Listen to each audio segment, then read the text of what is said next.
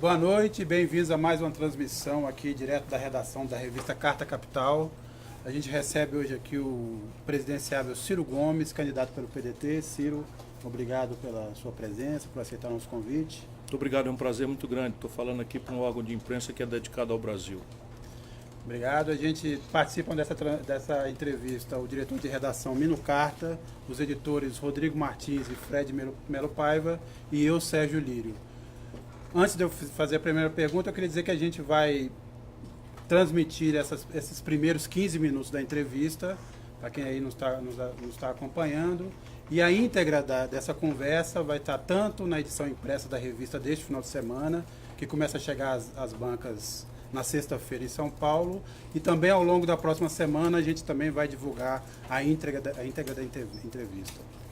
Ciro, a gente obviamente tem vários temas para tratar, mas acabo de ler aqui o noticiário da sua participação num debate hoje de manhã em Brasília, e você teria dito que o PT é seu adversário. Então a pergunta, é isso mesmo? Não há mais conversa com esse campo e com o PT? É muito importante, e o fato de ser transmitido aqui permite a gente sublinhar, é que eu não trato desses assuntos. Eu sou perguntado por eles, e é diferente. E, evidentemente, se eu sou candidato a presidente da República e o PT tem um candidato a presidente da República, nós somos, por definição, adversários. E é isso que eu disse, que é um truísmo, uma bobagem, o que não quer dizer nem remotamente que eu sou inimigo. Ao contrário, quando o PT fez as coisas mais...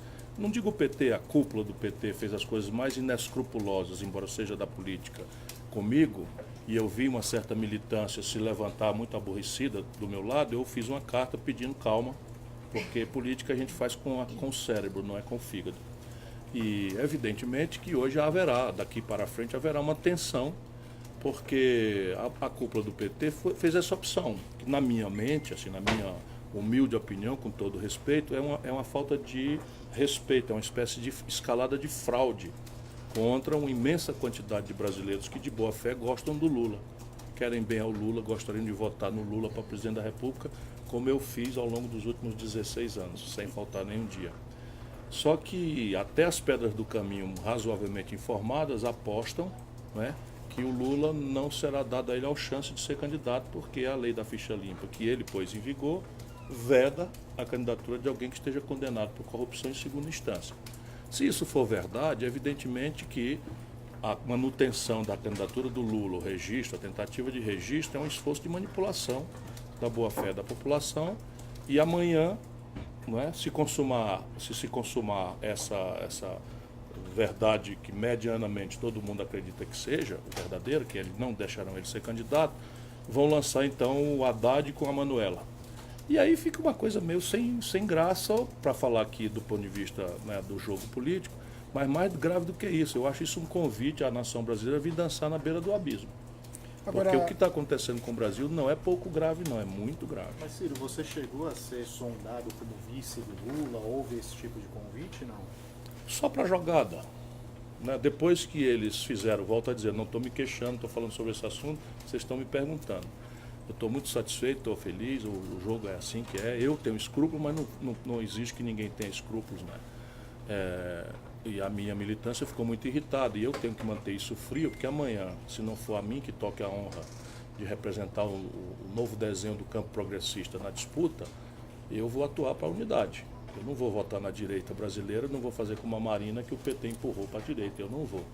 Portanto, calma, é o que eu estou pedindo às pessoas, vamos para cima, vamos ganhar deles e deixar as portas abertas para a gente fazer o que tem que ser feito pelo Brasil, que é encerrar essa agenda golpista, antipobre, antinacional que o senhor Michel Temer e sua turma do PSDB, do PMDB representam.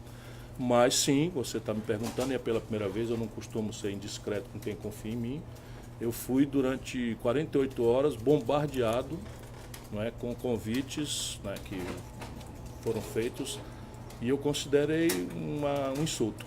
Francamente, eu já estava homologado como candidato do PDT, eu não represento o PT, eu discordo faz muito tempo da compreensão que o PT tem tido do Brasil. Acho que o PT não tem projeto de país, o PT aproveitou essa liderança extraordinária que é o Lula, e nunca nós não desenhamos nada institucionalmente no país, nada, nem os grandes avanços que o Lula fez em matéria de políticas sociais, nada disso foi institucionalizado. Política exterior também, né? Mas a política exterior não foi institucionalizada também, né? O Lula foi uma passagem benfazeja, não tem a menor dúvida. Eu dou os números que a petezada nem sequer sabe, mas eu estava lá ajudando, não é? O salário mínimo a poder de compra saltou de 76 para 320 dólares. Isso não é pouca coisa. Na minha terra, no Nordeste brasileiro, 7 em cada 10 pessoas... Mas uma política independente dos Estados Unidos tem a sua importância também. Não, tudo isso é muito importante, só que o que é que resultou de institucionalidade? O que é que foi apropriado para o conjunto da sociedade brasileira, que já não foi tudo desmanchado com menos de um ano de Temer? Não, sim, sem dúvida. Não, foi desmanchado. Por quê? Porque tem uma característica, Claro. é duro falar de um amigo, porque o Lula para mim não é uma figura pública, é um velho companheiro, né, com quem eu mais tenho acordo do que discordo ao longo de 30 anos. E me dói muito. Coisa que as pessoas não sabem também, eu estava nos Estados Unidos no dia que ele foi preso, pedi ao meu irmão para passar aquela madrugada com ele lá no sindicato. No dia seguinte comecei a levar grosseiras pancadas, porque estava ausente do Brasil, né? E quando eu voltei, pedi para visitá-lo, a juíza me proibiu, eu recorri ao TRF4, o TRF4 me proibiu, essas maluquices que o judiciário brasileiro tem feito, recorri ao STJ. E o STJ, não sei se por minha razão, admoestou a juíza e devolveu a ela a leitura da lei, que é quem escolhe a visita é o paciente, é o preso.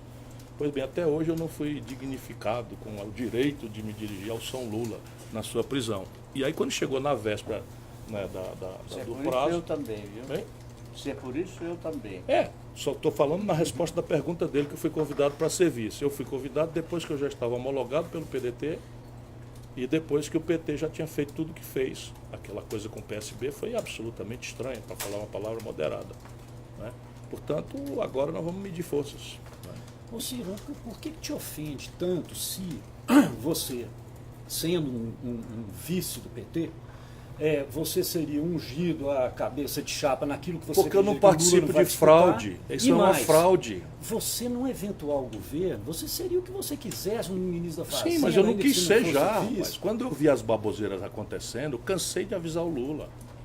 Cansei de avisar o Lula. Tem artigo aqui na Carta Capital, eu escrevendo da roubalheira na Petrobras. Cansei de avisar. Eu não quis ser mais ministro do segundo governo do Lula, apesar de muito honrosamente ter sido convidado, não aceitei participar do governo Dilma, que na minha opinião foi um desastre. Estive com ela até o último dia em nome da democracia. O Ceará deu 2/3 dos votos contra o impedimento, porque o voto do impedimento, o camarada tem que ir lá e dizer sim. E eu consegui que alguns não fossem lá, mas consegui mais da metade que fossem lá e dissessem não. Só o Ceará fez isso. Percebe? Então, mas eu não participo de fraude. Isso que a cúpula do PT armou é uma fraude. As pessoas têm direito de ser respeitadas na sua dignidade. O próximo governo, se resultar exitoso disso, não dá certo. Percebe? Se o Haddad sair presidente por esse tipo de expediente, chega lá desse tamanho e não dá conta de resolver nenhum problema brasileiro, e essa crise vai absolutamente se agudizar. Mas não é fraude definir Lula Deixa eu tirar como... aqui Pronto. Puxa, obrigado. Desculpa. Muito interessante esse lance. Mas, em geral, os candidatos beijam as crianças. Sim, tal. sim. Você, né, cuida do bem-estar e do aspecto de um velho caquete. Não, nada de caquete.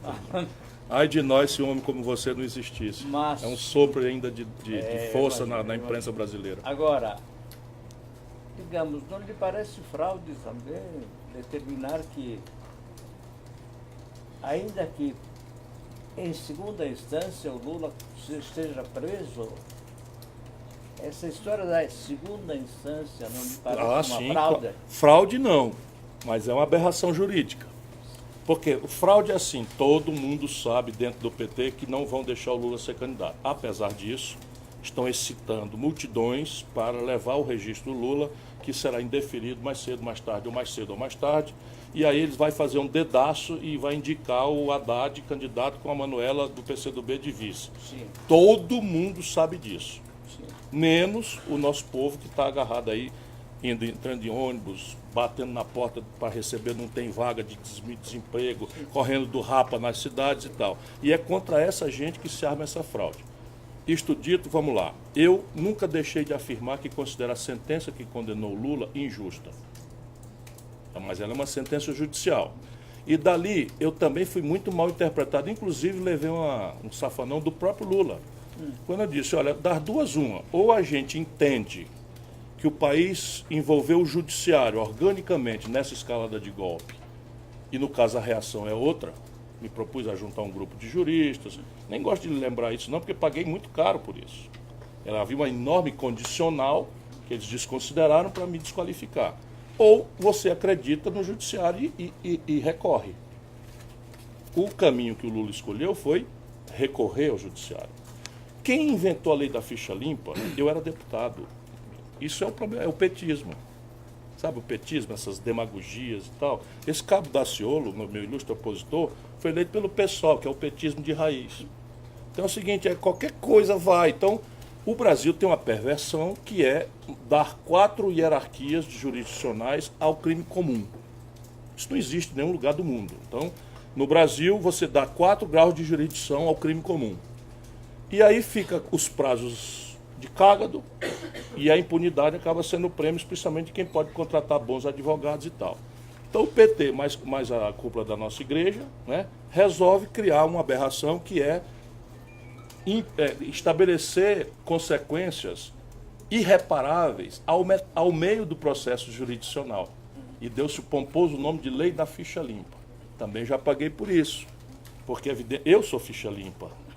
Tenho 38 anos de vida pública, nunca respondi por nenhum mal feito, nem para ser absolvido. Portanto, longe de mim estar defendendo a impunidade, seja de quem for. Pelo contrário, eu fui processado pelo Eunício Oliveira, fui processado pelo Michel Temer, fui processado pelo Renan, não. Fui processado pelo Eduardo Cunha, enfim, já fui processado lá atrás pelo Questia, já fui processado pelo Dória, tudo fazendo o quê? Defendendo algum interesse meu? Não. Denunciando as mazelas dessas pessoas para exercitar minha vocação republicana e popular. Pois bem, eu, na data, falei ao Zé Eduardo Cardoso, meu irmão, você já viu que aberração vocês estão fazendo? Vocês vão estabelecer uma punição na onda aí de opinião, etc, etc, né, moralista, não sei o que, então vocês vão estabelecer uma punição ao 2º grau de jurisdição. Isso é uma aberração inominável, vai começar a acontecer por aí fora, tribunais de contas, manipulado politicamente, tirar os direitos políticos de uma pessoa, isso é muito grave, pô. Tal, fui opinião vencida. No Natal, eu era deputado.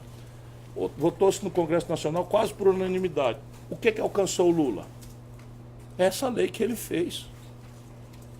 É ele que fez, ele que sancionou, ele que animou essa lei. Aí o seguinte, o Tribunal Regional, por unanimidade, determina a culpabilidade e agrava a pena. Qual é o caminho para quem escolheu o itinerário recursal? STJ. Porém, a peste vamos dizer, da irreparável consequência da inelegibilidade está escrita. Escrita, sim, ironia das ironias do destino, escrita pelo governo Lula. Bom, mas desde o começo, desde quando começou a se desenhar, começaram a se desenhar as candidaturas possíveis, você teve uma atitude contrária à candidatura do Lula. Claro, porque eu considero que essa confrontação PSDB-PT, a partir de São Paulo, já passou a um desserviço grave ao país. E a projeção disso para o futuro reativa ou bota brasa nessa fogueira dessa crise para sempre. Eu, francamente, não acho que o PT possa passar assim sem dar nenhuma satisfação ao povo brasileiro de que foi a imprudência do Lula que nomeou a Dilma. De que foi o exercício da justíssima, merecidíssima popularidade do Lula que inacreditavelmente fê-lo escolheu Michel Temer para vice. E eu não estou falando isso hoje, não. Mas ele teria eu falei na época, publicamente. Ele teria alguma alternativa de conseguir governar sem ter um entendimento com o PMDB? Sim, claro que sim. O primeiro governo, que foi disparado o governo mais útil para o Brasil, mais transcendentalmente importante, ele resistiu a todos os aconselhamentos dos pragmáticos do PT. Na época eu me lembro, participei das discussões. Porque era o PMDB entrar por uma porta e eu saí pela outra. Não é o PMDB, é a quadrilha que Sim. tomou conta do PMDB. Mas se você tivesse feito Então, acordo o primeiro com o mandato do Centrão, Lula, por exemplo, o primeiro mandato do Lula foi feito ele resistindo. Quando houve a escalada do golpe, que já começou ali no Mensalão, eu estava todo dia às 7 da manhã lá para ajudar e nós fizemos a aposta inversa. Nós apostamos na opinião pública. Eu vim aqui destacado pelo Lula mobilizar os sindicatos, organizamos os estudantes e partimos para o enfrentamento e ganhamos. Eu me lembro o velho Márcio Tomás Baixo, que não está mais entre nós, pelas tantas traz um recado do Fernando Henrique, que se o Lula anunciasse que desistia da reeleição, eles desarmavam o conflito. E o Lula balançou ali, porque o Márcio Tomás Baixo era um dos principais conselheiros dele, e eu levantei a voz. Eu não choro porque eu não choro porque o Márcio Tomás Bastos não está Não, mais. eu tenho saudade do amigo. Estou só falando que ele levou essa proposta não indecente. consigo cair em lágrimas. Ele levou essa proposta indecente. E eu disse, é o contrário. O contrário, aquela hora era muito nervosa. É o contrário, se o Lula anuncia que não é mais candidato, ele está no chão amanhã. Isso é uma irresponsabilidade, nós temos que ir para cima dessa gente, não sei o que, papai e tal. Felizmente o Lula arbitrou em favor da minha tese. E eu já servi ao Brasil sob a liderança do Itamar Franco. O Itamar Franco também não concedeu. Eu me lembro bastante bem, chantagem violenta, acusação de corrupção contra o Argrives, que era o braço direito do Itamar. Itamar afastou o Argrives, pediu preferência na apuração, e o Argrives foi declarado inocente, ele trouxe ele de volta desagravado. Ora, isso aí foi feito, não foi a serviço de projeto nenhum, foi feito a serviço do plano de poder do PT. Eu queria pedir desculpas aqui, a gente está encerrando essa transmissão aqui ao vivo. Quem quiser acompanhar, obviamente, depois, relembrando, a íntegra da entrevista vai estar na edição impressa da Carta Capital deste fim de semana, e também depois esse vídeo, na sua completude, também estará no nosso site. Então acompanhem mais tarde, agradeço quem nos acompanhou até agora e boa noite. Boa noite.